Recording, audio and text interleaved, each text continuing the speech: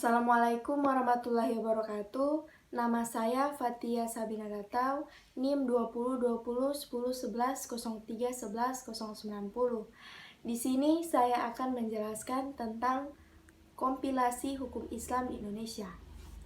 Kompilasi hukum Islam yang biasa disebut dengan KHI adalah suatu istilah untuk menunjukkan himpunan kaidah-kaidah hukum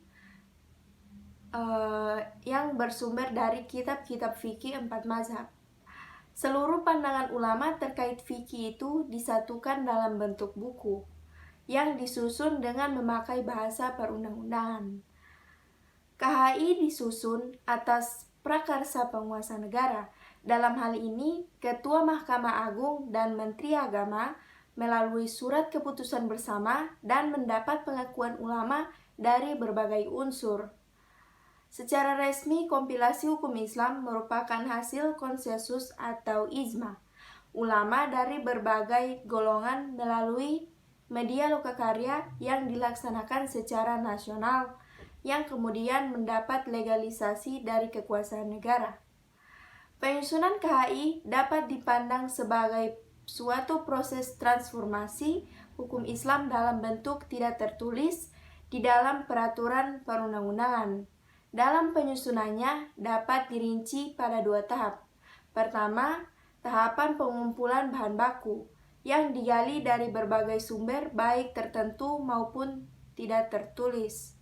Kedua, tahapan perumusan yang didasarkan kepada peraturan perundang-undangan yang berlaku dan sumber hukum Islam atau Al-Quran dan Sunnah.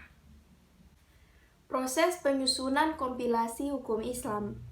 Terbentuknya hukum Islam yang tertulis sebenarnya sudah lama menjadi kebutuhan dan keinginan masyarakat Muslim. Sejak terbentuknya peradilan agama yang mempunyai kewenangan untuk menyelesaikan masalah-masalah hukum Islam, rasanya sangat diperlukan adanya hukum kekeluargaan Islam tertulis. Maka muncullah gagasan penyusunan kompilasi hukum Islam sebagai upaya dalam rangka mencari pola fikih yang bersifat khas Indonesia atau fikih yang bersifat kontekstual.